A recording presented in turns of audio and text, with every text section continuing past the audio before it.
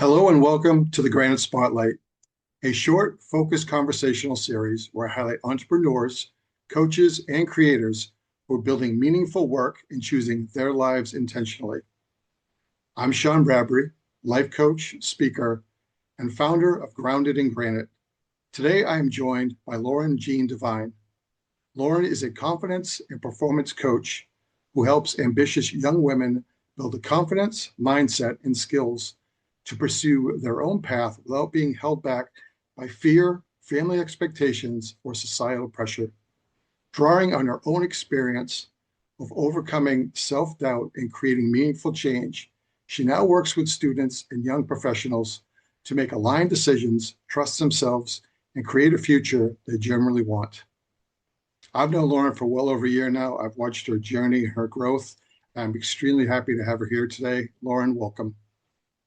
Sean, thank you so much. I'm really grateful to be here. And right back to you, I've admired every week your growth across our own journeys together and sharing the experience of how do we make this impact, make this mission. So I'm really grateful to be here and thank you for asking me on. So it's great to see the work being done.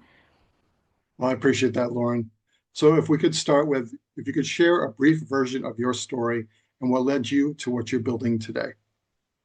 Thanks. Yeah, I suppose the brief of my story is that I know what it's like to be going on a path that doesn't feel like yours and to be chasing success. And by chasing, I mean like ticking the boxes. So for me, I was living by what I thought that I wanted to do and what I thought everybody else wanted and needed of me.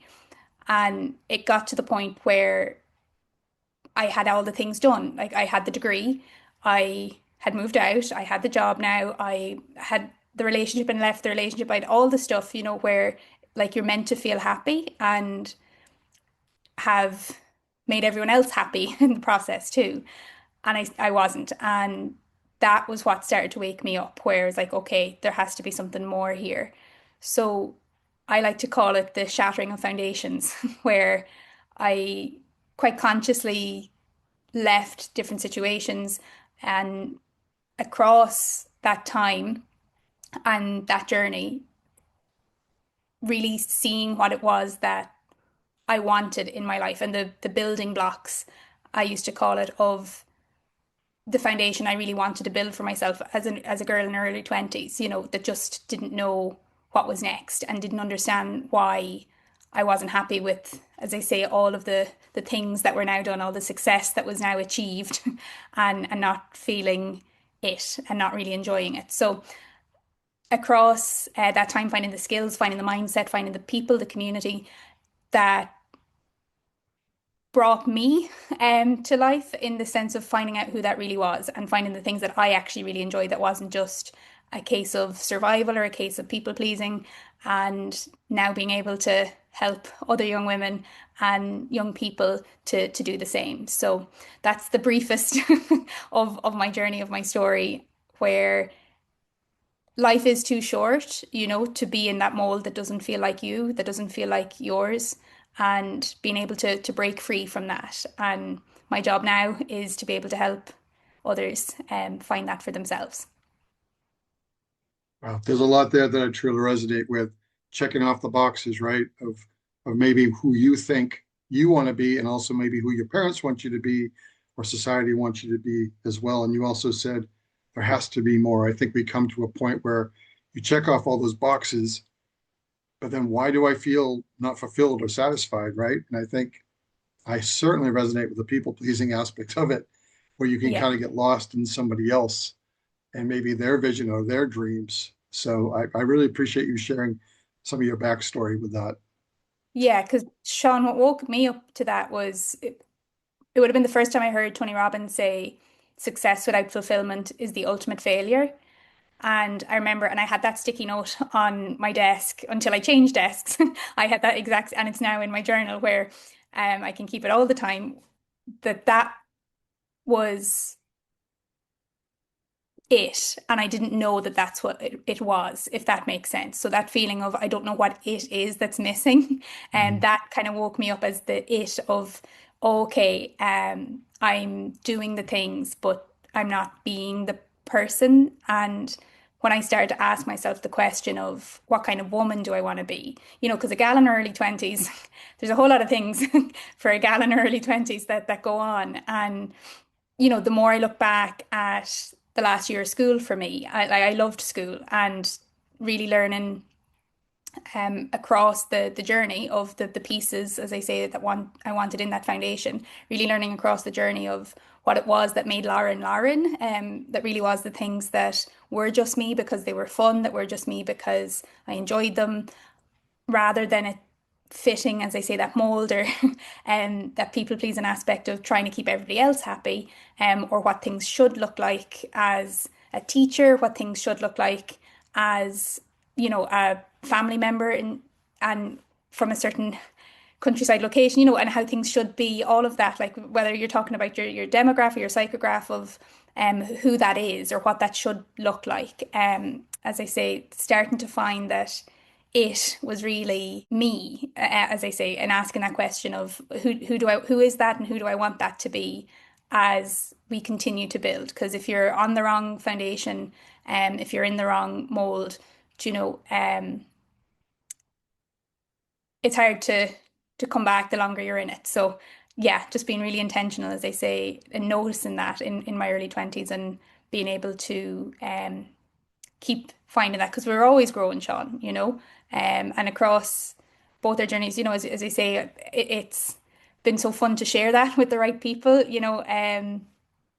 and finding people that are doing it also at different stages of life and in different ways, that it's a human experience. And yeah, I suppose normalizing that transition, particularly for young women, but for young people, that's a very real question that we don't get asked enough at that stage of life. It's just the rush into the degree, or it's the rush into the job or the career, the rush into travel, and 10 years later you forget to come home, or whatever it might be. That if you don't know the answer to that question, it can be a long road. Yeah, it can be a long road of maybe ticking the wrong boxes. So, yeah. Thanks, Sean. No, no problem. And my daughter just graduated high school, so I can imagine that feeling of graduating and then also, being doctorated in school for 12 years, right? You have that Mm. constant place to be. You have a routine, you have summers off, you go back to school, you have all these things. And then all of a sudden, to your point, it's like, okay, do I join the service? Do I go to college? Do I get a job? Do I take a gap year? Do I travel? There's a lot of things going on there. And I'm sure there's a lot of uncertainty and a lot of advice coming from outside you as to what you're potentially supposed to do. So I think you really kind of hit the head on the nail there with a lot of things you just said. So I know you've already kind of talked about who you serve, which are young women, and kind of the problem. Can you dive a little deeper into the problem, like how it's solved? Yeah, thanks, Sean. For me, it really is that kind of timeline of 17 to 19 of that leaving school era, but to 25, of what's happening next. Yeah, I think that's the time when most of that uncertainty is, and the problem of that uncertainty and lack of connection in that kind of era. Everything's changing. As you say, Sean, you're 12 years in a school setting, or you're 4 years in a university setting, whatever it might be, where there's everybody going on different paths, and suddenly you're without your friends, you're without your family, and you don't have the skills. And, you know, really drawing from my experience of that, the biggest question I had at that point of leaving school, heading into university, in my case, where in a sea of all new people, new location, you know, the person who would put the washing on for you, isn't there anymore. Small little things, you're coming home at the weekend and life is still happening for everybody else, but you're struggling to keep up with new social situations, time management skills, skills of mind, taking care of yourself, academic skills, because the game has completely changed once you're in a university setting, and maybe working that job at the weekends or that too. And all of those demands, Sean, is the problem. But the key is in the nugget of all of that is there's a lack of a belief somewhere there in yourself. And again, that coming back to if you don't know who that is because you haven't had a chance to really answer that question. Maybe nobody's even asked you, never mind you ask yourself, of who is that now? Because suddenly that role of the student that you were in school is gone. Speaking from my own story, I was deputy head girl. So over here in Ireland, that was kind of the system. Don't know if you guys have that kind of thing of prefects or head girls, head guys um, in the school setting. But here, anyway, coming from that kind of a background, I really prided myself on that and my little badge. And my mom, would always kind of make fun of me for it in a nice way. But that role of who you were as a student is now gone. That role of who you were as a friend has changed because you could be from one side of the country to the other, depending on the university that you're in. And the problem, as I say, being that connection, that disconnection, that connection being missing, that disconnection, and uncertainty of, well, am I even in the right place or not? And maybe thinking that it's the course's problem, the course you're studying, maybe thinking it's the location problem because you're too far from home or you're too far from friends. But really the problem is the belief in you of who you are, what you want to be doing, but that doing is really a being question, is what I've noticed because it it doesn't mean you need to abandon yourself or lose yourself or not figure out who you are to be successful. It doesn't mean that you need to find that permission from your friends, from your family to make those decisions. But again, at that stage of life, in that 17 to 25 bracket, that's usually when we're most dependent still on pleasing and making other people proud, even though that's not necessarily the truth. And again, drawn from my story there, my mom particularly, she never had any pressure on what I needed to do, going down any particular path that way, just in that we was happy. But even that was a pressure in itself. It's like, okay, well, I need to be happy now. I'm not happy. What's going on here? So the problem I really solve, Sean, is finding that trust and that permission for yourself to be who you are in doing what you want to do. And that's through a connection point of being in the same rooms and being in the same guidance under someone that can show you and help you. Because the biggest question for me at that point of heading into college, before wondering what kind of woman did I want to be, was, well, where's my teacher? Because I needed that guidance. And I loved that guidance in school myself. And um, yeah, it can be a lonely time. And through that, then more uncertainty and the uncertainty that's already there, but more uncertainty starts to thrive then because you're left literally to your own devices, and that just becomes one big spiral. So yeah, I hope I answered the question in that. As I say, I can go on a tangent. So I hope that brings us to the point of what you asked in the first place. But it it's an in, it's an intertwined web is what I found. And the bottom of it all is not knowing what you like necessarily enough um to trust your own decision. And one of the cures, one of the solutions to that is through a trusted connection, first of all, because that's then what shows you who you are and who you're not. There's that quote, and I'm paraphrasing here now, but everyone's life is either an example or a warning. So, when we know what we don't want, if we don't know what we do want, we're going to keep going towards what we don't want subconsciously. We don't even realize it, that that's what's happening. So if you don't have the right role model, if you're not in the room, that's what I mean by rooms, if you're not in the right room with other friends, students, colleagues, people who are like you want to be like, it, as I say, can be a very lonely and isolating time of life. So that's Well, what I found. I think you did a great job explaining that because there was so much there that I think I'm gonna have to go back and listen to you again. I think other people will too, because so much of that resonated with me because I wasn't in the right rooms. I wasn't around the right people. I didn't have like-minded people with me. Not that I had bad people around me, but just not the people where I could really communicate and talk how I wanted to talk, Yeah, the ideas that I wanted to express. So I definitely understand what you're saying. And the people pleasing is like the analogy of trying to fit a round peg in a square hole, right? It's just, absolutely. and it's kind of, you're trying to jam it in there. And the way it's going to work is you start shaving off the sides until it fits in there. But then again, you just shaved off who you are. And the problem with people pleasing is I don't think nobody really knows who you are because you wear so many masks and you're trying to please so many people that in the end you did yourself a disservice, but also them a disservice to not know who you really were.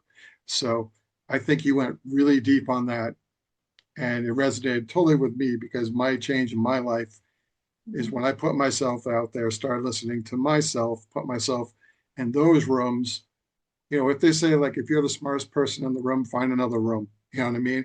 So it's kind of like I had to just put myself in other areas where I could have these authentic conversations and start learning. And so I resonated exactly with what you said, that was amazing. So Thanks for uh, saying that, Sean, around the square peg round hole, because that was what I was like a broken record with nearly after college in my college university. We call it college here, you guys call it college, the UK call it university, whatever word you want to put on it, in that third level space in university, where that was what I truly felt like. And as you'd say, with that shaving, it was like shaving off all the fun bits, all the Lauren bits, to just be in this mold of what was expected. So I really resonate with, yeah, the phrasing and that imagery, because I think if you are feeling that way and you can't put a finger on why that's happening, and you can't bring it back to like that, the rooms side of things, the people, maybe it's the path itself of that career or education choice. If you can't quite put your finger on it, then it does lead to, as I say in part of my story, some of that conscious foundation shattering to figure out, well, where are the pieces? What is the bits? And again, that idea of having the right role model, of having the path already paved by someone who's been there, that, and if you don't have that, see that from someone, it takes longer. So yeah, I hear you with that, and as I say, that's why we're here. So thanks, Sean. yeah, no, without a doubt, that is extremely why we're here and going to listening to the inner voice, trusting that voice, which is a hard thing to do at times.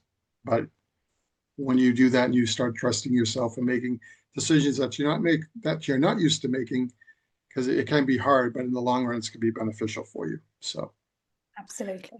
yeah. So I'm curious, is there anything that you're currently working on, focused on that we should know about?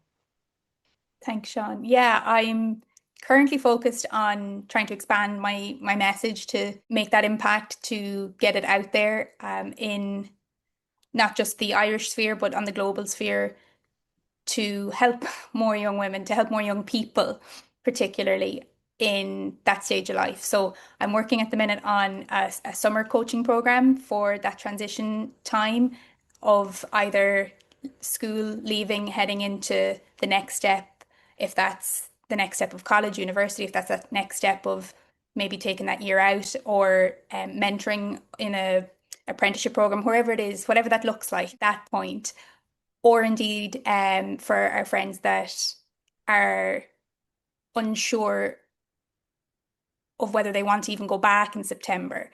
Maybe they're considering leaving a college course. Maybe they've noticed some of the things that we've chatted about there around the idea of feeling that something's missing or ticking all the things and it's still not being it. Those friends too, in that same timeline bracket of that 1725, I'm working on really trying to catch them now and help now at this stage in what is a nice time of year to explore. Because what I found is that when some of that academic pressure comes off of the school year and you're in that timeline now of the summer, it can go one way or the other. So my mission, my focus right now is being able to spread that message further deeper and to find the young people that need that guidance, that support at this point to shorten that path and bring them into who they are and who they want to continue to be, who they want to grow in this season of becoming for them at this stage of life. So yeah, my focus right now is really around that, Sean, making sure that the things I didn't hear can get heard by the young people that need it most at this stage of life and at this time of year as well. I love it. You're doing incredible work. And when this drops, we're also going to drop some of Lauren's links so people can contact her, contact you, and hopefully get you some more exposure over here in the States. That would be kind of nice, right? So Thank get the people to know you as well. So, Lauren, thank you so much for your time today. I really appreciate the work you're doing and watching you grow and on your journey. Sean, thank you so much. And right back at you. I think what you're doing is fantastic, and I'm loving seeing you grow and expand in your message too. So thank you for having me, and thank you for you. I mean that. I've really enjoyed getting to know you personally, and like that in the work that you're continuing to do, and the impact that you're making is so beneficial and so important. So thank you for all of it, Sean. Well, I appreciate that so much. It means a lot to me. Thanks. So if this conversation resonated with you, feel free to reach out to Lauren or myself. You can also leave a comment or a question below. And thank you for joining us today. A life you want is built one choice at a time. Take care.